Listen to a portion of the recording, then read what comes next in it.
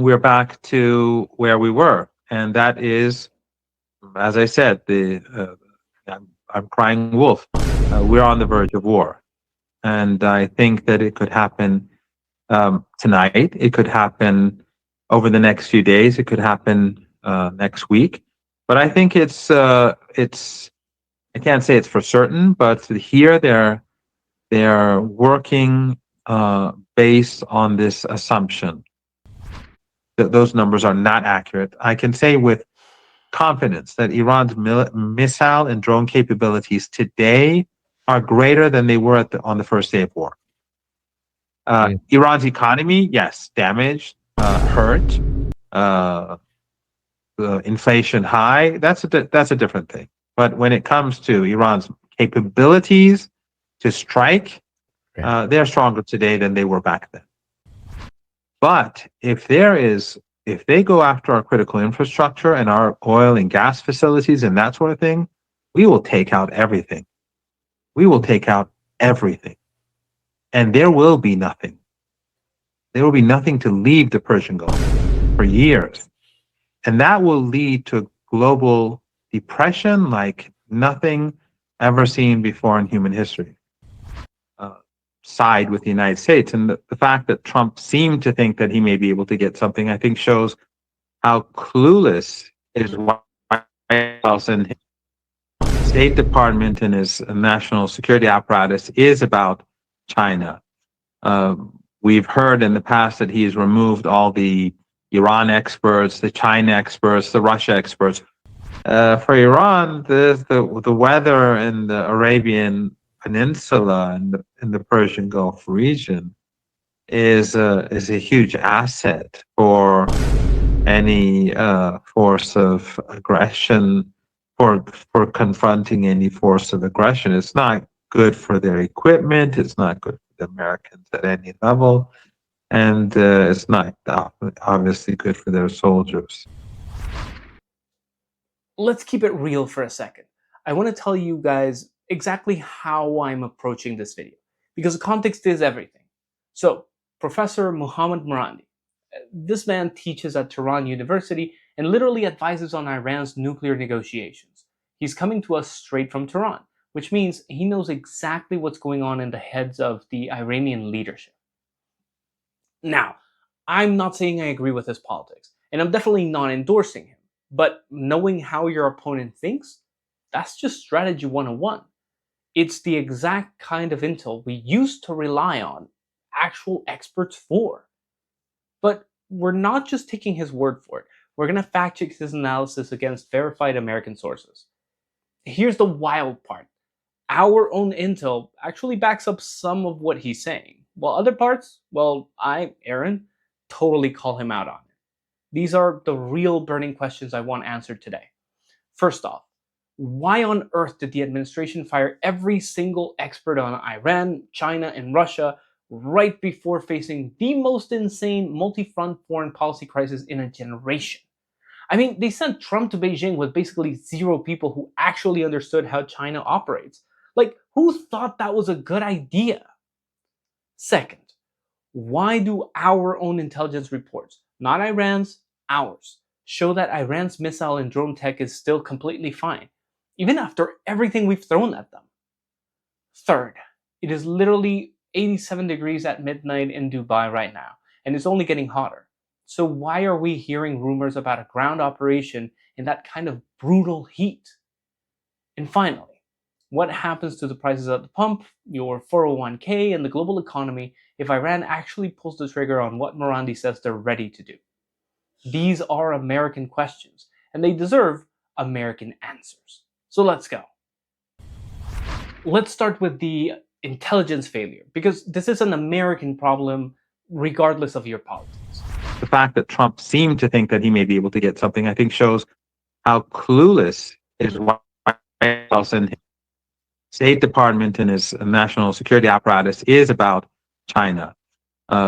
We've heard in the past that he's removed all the Iran experts, the China experts, the Russia experts, which I'm pretty sure they were mostly pretty awful people and very hostile towards all three of these countries. But at least they had some sense of, what was going on, even if it was in a warped way. They could have, for example, told him that, right now going to Beijing, you're not going to get any concessions on Iran, or you're not going, they could have told him that at least. They would have said evil, China is evil and they're horrible people, but, this won't work or that won't work. So he went in blind, and he came back with nothing. So now we're back to where we were. And that is, as I said, I'm crying wolf. We're on the verge of war. And I think that it could happen tonight. Let me be precise. Firing the old foreign policy establishment was, in many cases, the right call. Those people had been wrong about Iraq, wrong about Libya, wrong about the Iran deal. I'm not defending the deep state crowd. But there's a specific operational problem. You need someone who has spent decades reading how Beijing actually communicates. Freeman called it amateur hour. Escobar from Shanghai, tribute visit. Now Marandi from Tehran went in blind and came back with nothing. 3 vantage points, 1 conclusion. Result, if the pressure through Beijing's strategy failed, and it did, the military option becomes the primary remaining tool. So coming up, what's actually in Iran's arsenal right now? This is the claim that matters the most, and the hardest one to hear if you're paying attention to American capabilities. That Iran's missile capabilities, their drone capabilities, they're intact. And they were constantly saying that now we're seeing again that they're coming to closer to realistic conclusions, even though the New York Times and others, those numbers are not accurate. I can say with confidence that Iran's missile and drone capabilities today are greater than they were on the first day of war. Iran's economy, yes, damaged, hurt, inflation high. That's a different thing. But when it comes to Iran's capabilities to strike, they're stronger today than they were back then. So, and the Americans, we know that the Americans and the Israeli regime, their capabilities are depleted. So, Iran definitely will be hitting much harder this time. Marandi speaks from Tehran. Here's what American sources say. New York Times, May 13th, citing US intelligence assessments. Iran retains approximately 70 to 75% of its pre-war mobile missile stockpile. 90% of underground launchers operational. 30 of 33 missile sites along the Persian Gulf intact. That's our intelligence community. Ritter said it, Mearsheimer said it, Freeman confirmed it. 4 independent sources, same direction. Marandi says capabilities grew since day one. I cannot independently verify that.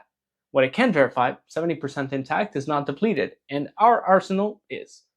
Coming up, the UAE as launching pad and the military math behind it. And where Marandi says things stand right now, from inside Tehran. I've been saying, I think now for maybe 3 weeks, I don't know how long it's been, that we're very close to war.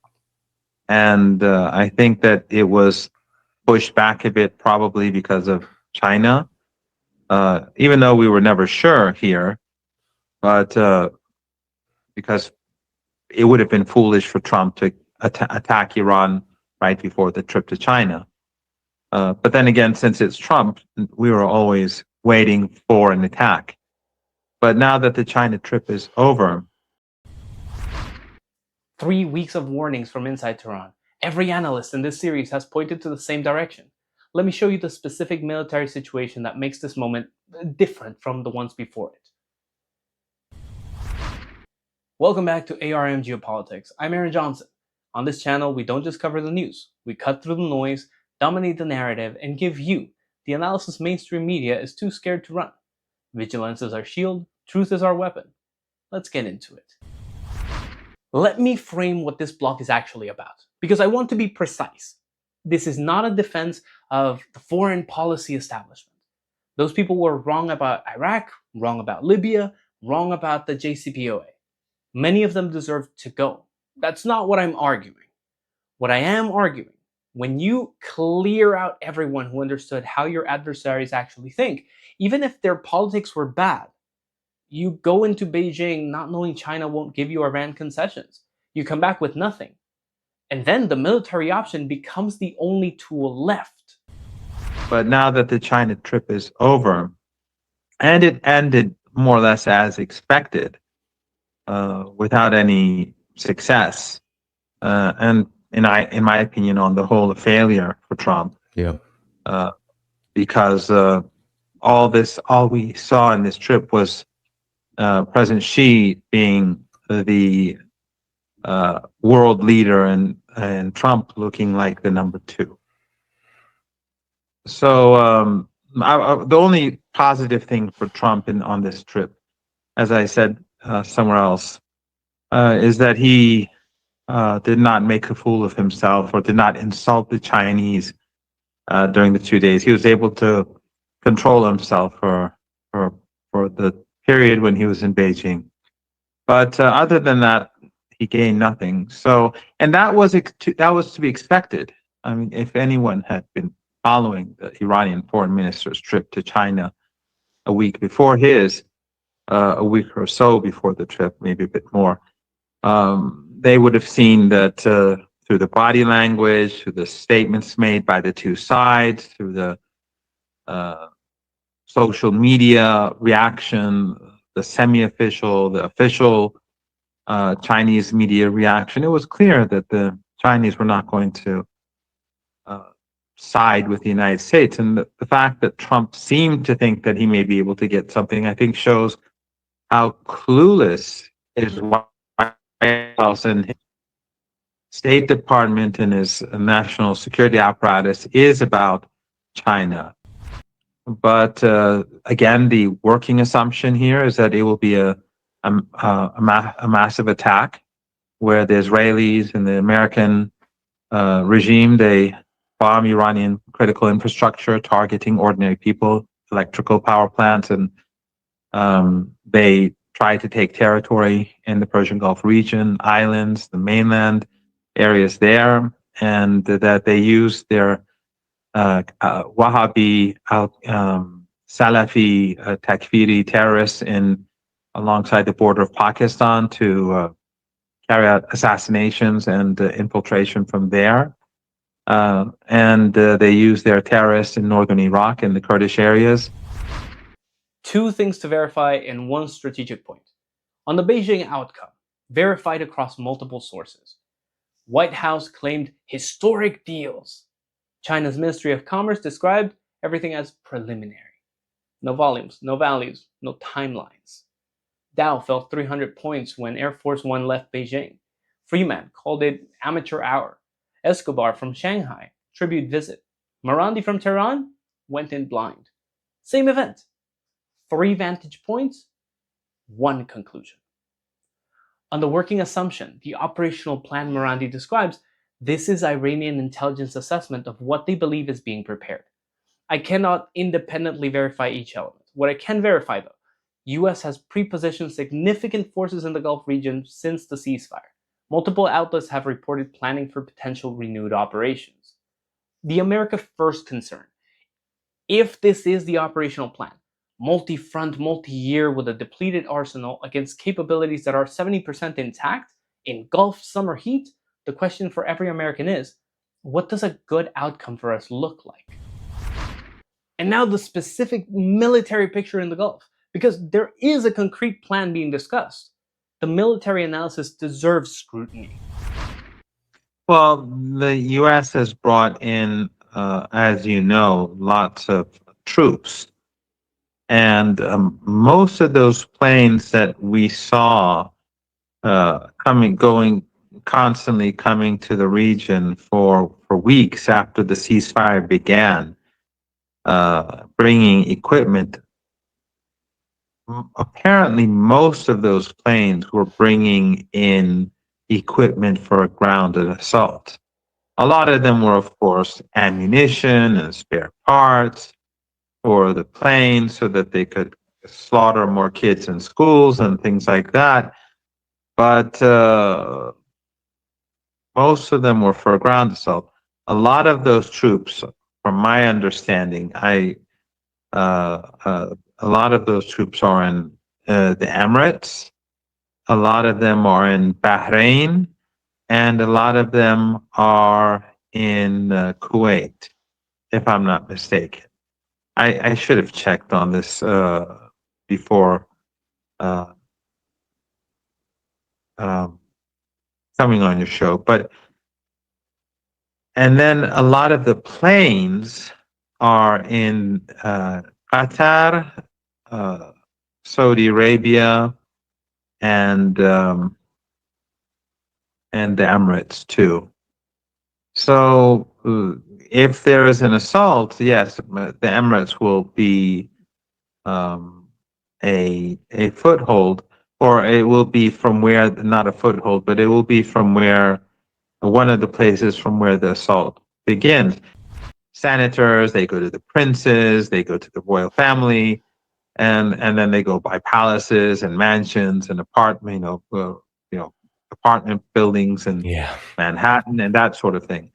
But they're not capable on their own of carrying out any war. We recall that during the 7 years of genocide in Yemen, when the whole Arabian Peninsula, all these countries, Qatar, the Saudis, the Emirates, Turkey, unfortunately, all of them were helping Saudi Arabia and the Emirates and supporting them. But so was NATO, and to massacre children in Yemen and to starve them. The Americans were part of the siege in the Red Sea. I know an American, former American official who told me himself that he was on one of the naval ships, and he saw himself that they stopped a boat, and they checked the boat, and they saw it was full of medicine. The boat was taking medicine to Yemen, and they dumped it all in the sea. So that's the sort of siege that they were imposing on Yemen. And of course, Qatar and Erdogan, they moved away from this, not because they cared about the people of Yemen, but because of the siege that then they imposed on Qatar that caused a split. But the point is that the Saudis and the Emiratis, with all the global support and all the US and British advisors and bombing Yemen day and night and imposing a siege, they failed to win the war in Yemen. So, like, what is the Emirates going to do against Iran? Iran can destroy the Emirates very swiftly, all of its critical infrastructure within a day or two. So they can't do anything on their own. Let me separate Marandi's political framing from the verifiable military analysis. UAE ground force capability. UAE has approximately 63,000 active military personnel per global firepower data. They have modern equipment, F-16s, advanced weapon systems, but the Yemen comparison is documented. 7 years, Saudi-UAE coalition with US and UK support failed to achieve military objectives against the Houthis. The force prepositioning Marandi describes: Emirates, Bahrain, Kuwait for troops, Qatar, Saudi Emirates for aircraft, is consistent with documented US force presence in the region. The America First concern: if a ground operation begins and the UAE component can't hold, Yemen suggests they can't independently. American forces absorb the follow-on. American equipment we've already depleted. American soldiers engulf summer heat. That's the stakes for us. And there's a specific military move being discussed that deserves its own analysis: the Lavin Island question, because it tells you something important about Iran's strategic doctrine that most coverage is missing. Talk about that if you know anything about, because there are these so-called disputes between the UAE and Iran around certain islands in this region, and it's not really talked about why and what would be what to any benefit would it be for the UAE to be the launching pad for the US to do some kind of operation on this island? Like what's the point? Well, it's not that the Lavin Island is a disputed island. And of course, for Iran, there are no disputed islands. Right. The Emirates was created in like 1971. Iran was around for a few thousand years, so there's nothing to dispute. Right. But the three islands that the Emiratis have pretend that they have some sort of claim to. This country, which was born 5 years after I was born, is the I don't know what it is. I think the Greater Tomb, the Smaller Tomb, and Abu Musa. These three islands. But Lavon is the Lavon Island is an island that the Americans, from what I've heard, were pushing them to take because they think that the defenses are weaker there. Why? Because it's very close to the Iranian shore. But that doesn't change anything, because the important thing is the counteroffensives. The Iranians are going to, if the Americans or anyone carries out an assault, the Iranians are not going to like protect every square meter at at whatever cost. They're going to withdraw easily in some areas, allow the Americans to come in, and then start pounding them, or the Emiratis, or whoever it is. It could be the Bolivians, whoever. But then they'll just start striking them with drones and missiles and shelling them and attacking them until they're forced to leave. And if you right now just check the weather in Dubai, I don't know what the weather is like right now, but the humidity is very high. It should be through the roof, and we're moving towards summer, and it's going to be June in less than 2 weeks.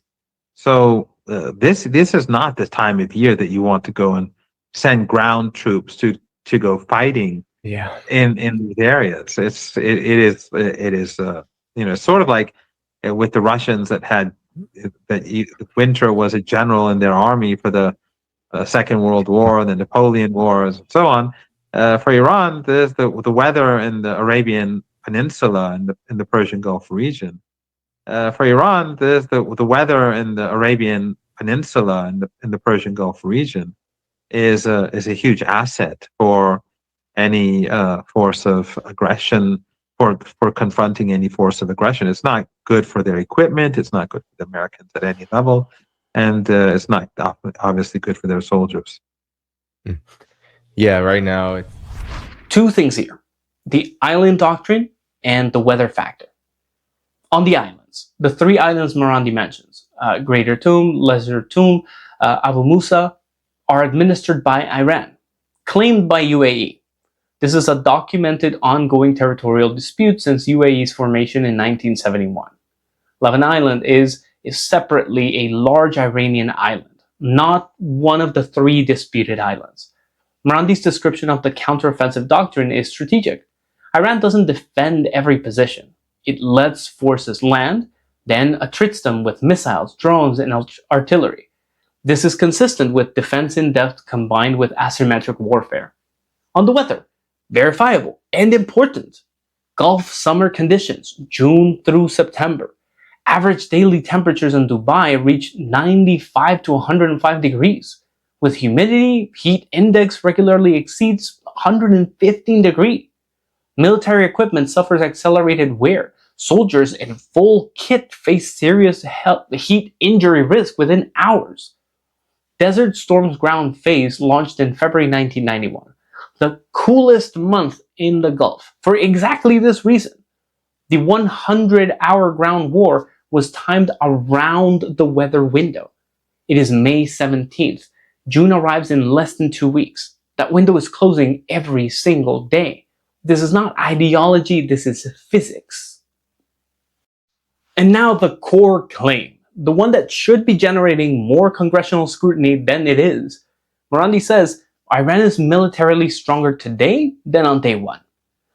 Let me show you his full argument and walk you through exactly where verified American intelligence agrees and where I push back. So Iran will be decisive this time around. Iran does not start wars because Iran is moral. We've been on the receiving end of 3 wars from the United States since 1980. Saddam Hussein, their proxy, back then last year and this year. Yeah. Iran never escalates. Iran responds to escalation. But we should remember that when the Israeli regime bombed Iran's South Pars gas field, the Iranians hit back very hard at Qatar and the Emirates. And then Trump put out a Truth Social where he was literally begging Iran not to attack. He said, "I didn't know about this. Netanyahu will not do it again." This time, there will be no more Qatari, and I'm just saying this so our Qatari neighbors would know, there will be no more Qatari facilities. They'll be done with. And the Emirates will be finished. And all these regimes, if our critical infrastructure is struck, in this weather, all these regimes will have to empty. People will have to go to the economy. So the global economy is heading towards a great recession already. And if this continues for, I don't know, 3-4 months, it will be a depression, I think. But if they go after our critical infrastructure and our oil and gas facilities and that sort of thing, we will take out everything. We will take out everything. And there will be nothing. There will be nothing to leave the Persian Gulf for years. And that will lead to global depression like nothing ever seen before in human history. So Trump and Netanyahu had better choose wisely. And their proxies in the Persian Gulf had to be very careful about their future, because once their countries collapse, they're not coming back. 3 separate claims. Let me take each one. Claim 1, capabilities intact or stronger. American sources from New York Times, May 13th, citing U.S. intelligence assessment. Iran retains approximately 7 to 75% of its pre-war mobile missile stockpile, 90% of underground launchers operational, 30 of 33 missile sites along the Persian Gulf intact. Scott Ritter said in this series, Mearsheimer said it, Freeman confirmed it.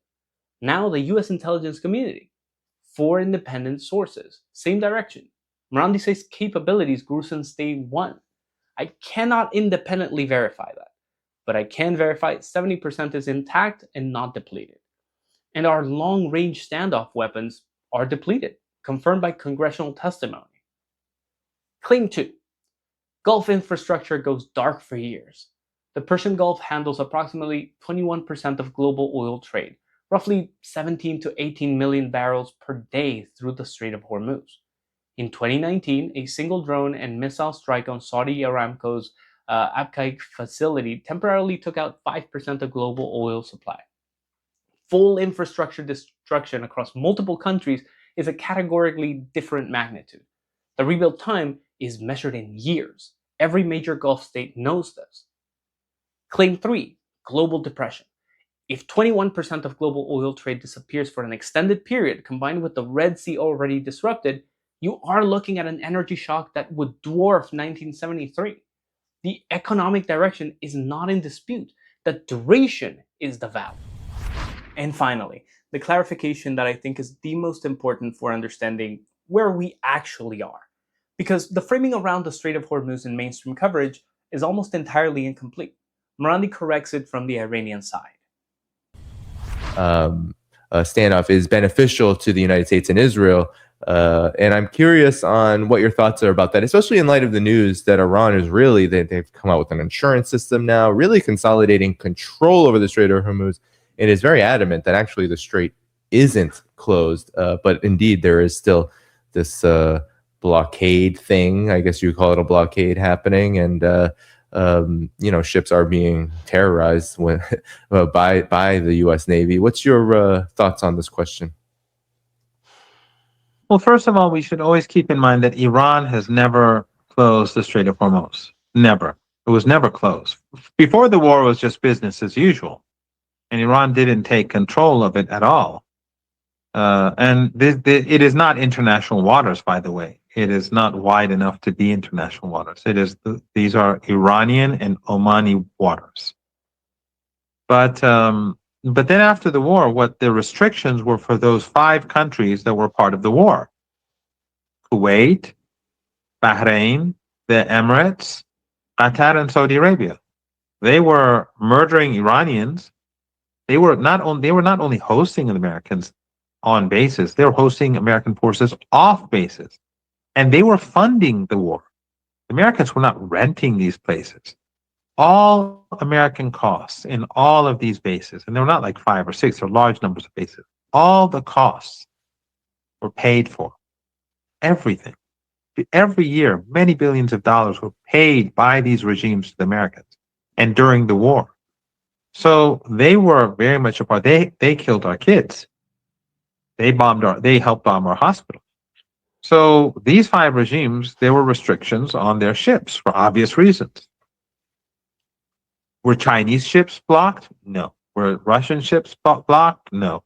Did ships go to Pakistan, to India? Yes, after negotiations. Ships that were coming from Iranian ports obviously had no problem. Those coming from Iraq had no problem. Those coming from these 5 countries. By day 39, it got so bad that he accepted the Iranian 10-point plan as a framework for negotiations. And then everyone attacked Trump and ridiculed him. And then his spokeswoman said, no, we threw it in the bin. But he accepted it. He posted it. So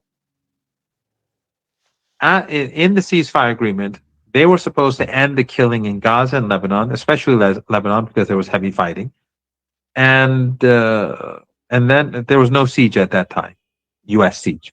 And then the Iranians would allow more ships from those 5 countries to go through the Strait of Hormuz to ease the global crisis. This was a month ago, more than a month ago now, well over a month ago now, right? Like after 42, 3 days, I guess. I don't know. But then Netanyahu wrecked the ceasefire. He began carpet bombing Lebanon to undermine the ceasefire.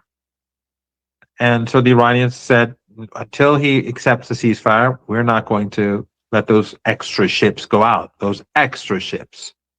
So the strait was open. Then ultimately, Netanyahu was forced to accept the ceasefire, although he began the slaughter after a day or two again. And then Iran said, okay, we'll let those ships through that were agreed upon. But Trump, who had just imposed a siege on Iranian ports, first he said that all the Persian Gulf, then he said Iranian ports. He said, great, but I'm going to keep the siege, which is a violation of the ceasefire to act the war. So there's going to be escalation, then this side will go up very swiftly. So the Iraqi resistance will be nothing. It will be nothing like what they saw last time. And Yemen, from what I've been told over the past few days, is fully prepared. They're rested, they are prepared, and if there's escalation, they will shut down the Red Sea, and there will be no more oil or trade going through the Red Sea. So the Europeans, these family dictatorships, they should all think very carefully about what Trump is going to do to them, and the American people should understand that what Trump is about to do to them, whether he's compromised, whether they have, I don't know, footage of him doing something to little girls. I have no idea why he's so determined to destroy the United States. But he said himself that he doesn't care. Now, let me be precise about what's verifiable and what's Marandi's characterization. On the strait never being closed, this is consistent with what Chaz Freeman said in the previous video. The principal blockader of the strait right now is the United States, not Iran. Iran has implemented selective restrictions on specific countries, not a full closure. On the legal question, international waters, the Strait of Hormuz is formally designated an international strait under the UNCLOS, which guarantees transit passage rights. On the ceasefire sequence, April 8th, Pakistan brokered ceasefire. Iran agreed to allow Hormuz shipping to resume. Within hours, Netanyahu declared the ceasefire didn't include Lebanon. Israel continued bombing Lebanon that same day. Iran paused the Hormuz traffic in response. Then Trump ordered the Navy into the strait on April 11th, and Iran called this a ceasefire violation. On April 21st, Trump extended the ceasefire, but explicitly directed the military to continue the blockade. Iran's advisors called the continued naval blockade no different than bombardment. Both the US blockade and Netanyahu's Lebanon campaign contributed to the Hormuz restriction continuing. Escobar attributes it primarily to Trump.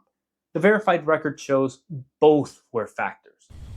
On the Iraqi resistance and Yemen at 10% last time, Marandi's characterization: the Houthis did resume operations and their capabilities are documented. Here's the America First read. If the Strait restriction is partly a consequence of American policy choices made after the ceasefire, maintaining a siege that violated ceasefire terms, then the path to reopening is not another bombing campaign. It involves addressing the conditions that triggered the restrictions. Freeman said, if you're prepared to accommodate Iranian national interests, you can work out an arrangement with Iran where vessels can transit the strait. That's the diplomatic logic. Whether Washington has the will to pursue it, that's the question this series has been building toward. The final piece, and I want to be clear about how I'm framing this because it matters. Marandi makes an analytical argument about the difference between what's good for Netanyahu personally and what's good for the United States. I'm not adopting his language or his broader framing, but the underlying question: do Netanyahu's political interests align with American interests right now? Is a legitimate one. And there are American sources who point in the same direction. Let me show you Marandi's read and then tell you what Joe Kent and Tucker Carlson actually said, because they are far more specific than Marandi is. For Israel, no. Why? Because it's not good for the United States. It's not good for the global economy. Why is that not good for the Israeli regime? Because just as the 2.5 years of genocide has made the world despise the Israeli regime, this global economic crisis is being done in the name of Zionism. Yeah. We saw Trump just say that I did this for Israel. Then he added, these other countries too, Saudi Arabia and the Emirates and Qatar. And then he, as an afterthought, included Kuwait and Bahrain. The reason why it was those three countries after Israel was because those are the countries that pay him. These are countries that are really, they pay Kushner and Witkoff and other Zionists a lot of money. So, in my opinion, Trump definitely wants out. But, from what we're hearing from Tucker Carlson, who met him, he said that he understood that this is not good news, but he went and did it anyway. And when you look at Joe... Now, let me give you the verified American sources because they are much more specific than Marandi is. So, Joe Kent, former Green Beret, 11 combat deployments, Trump's own appointee to lead the National Counterterrorism Center. He resigned in March 2026. His resignation letter, posted on X, reported by CNN, NBC News, Al Jazeera, Washington Post, contains one key quote that matters for this discussion. I cannot in good conscience support the ongoing war in Iran. Iran poses no imminent threat to our nation, and it is clear that we started this war due to pressure from Israel and its powerful American lobby. That is not Marandi speaking, that is Trump's own counterterrorism director, writing to Trump, on the record. Tucker Carlson, he met with Trump 3 times in the Oval Office in the weeks before the strikes began, to argue against the war. Per New York Times reporting, Carlson told Trump that Netanyahu's desire to attack Iran was the sole reason Trump was considering a strike, and urged Trump to restrain Netanyahu. Carlson told others after leaving the White House that he thought Trump was leaning towards military action. In a subsequent interview, Carlson said Trump never seemed enthusiastic about it and called him a hostage to the situation. Here's how I frame this for an America First audience. Not through Marandi's lens, through a straightforward strategic lens. Netanyahu is facing criminal indictment. He has elections coming. His political survival depends on continuing the conflict. America's interest is different. Lower energy prices for American families, restored supply chains, not depleting weapons we need for our own defense posture, not putting American soldiers in Gulf summer heat in a multi-front conflict. Those interests can be evaluated separately from any question about Israel as an ally. This is a policy question. Are Netanyahu's personal political needs and American strategic interests pointing in the same direction right now? Trump's own counterterrorism director, his own appointee, said no. Tucker Carlson, who campaigned for Trump, said no. And Marandi from Tehran says Trump himself privately said no, but went ahead anyway. That is the question worth asking. Here's what Marandi is actually saying, stripped off the political framing, just the strategic content. America fired every expert who understood its adversaries before the most complex multi-front situation in a generation. The result? Went to Beijing blind, came back with nothing. The military option is now the primary remaining tool. Iran's missile and drone capabilities are largely intact, 70 to 75% by US intelligence assessments. Our long-range standoff weapons are depleted. Iran will be hitting harder this time, not softer. The Gulf summer is here, 87 degrees at midnight in Dubai and climbing. Every day that passes narrows the window for ground operations. The UAE is the proposed launching pad, a country of 1.2 million people that couldn't win a 7-year war in Yemen with full US and UK support. If that goes badly, American forces absorb the follow-on. The strait was never closed, selectively restricted in response to specific actions by the US and its allies. The mechanism for reopening, it is understood. The political will is not. The Iraqi resistance operated at 10% capacity last time. Yemen is rested and prepared. Red Sea is the next front. Trump's own counterterrorism director said this war was not where American interests pointed. Tucker Carlson said Trump never seemed enthusiastic about it. Marandi from Tehran agrees. Ritter, decisions already made. Question of timing. Freeman, 263 years of marine hegemony ending. Mearsheimer, Trump will be forced to cut a deal. Escobar, Trump got soybeans. Putin got an alliance. Marandi, Iran's fingers on the trigger. They all point in the same direction. The question is, what outcome is actually good for America? And right now, that question is not driving the policy. And look, I wanted to show you guys Marandi's analysis because at the end of the day, understanding how your adversary actually thinks, that's just basic strategy. It's exactly why we used to rely on experts. But let's get real for a second and look at this through an America First lens. I want to know what you guys think. Given everything we're looking at right now, our depleted arsenals, the brutal Gulf heat, using the UAE as a launching pad, and the fact that Iran's capabilities are still totally intact, what does a good outcome for America actually look like from here? I'm not talking about what's good for Netanyahu. I'm not talking about what's good for Tehran. I mean what is actually best for the United States, for our troops, our families, and the prices we're paying at the pump. Drop your thoughts in the comments below because that is the debate we really should be having.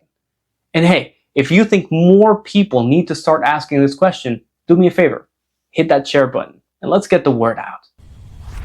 This is ARM Geopolitics. I'm Aaron Johnson. Stay sharp, stay informed, and never stop questioning. I'll see you in the next one.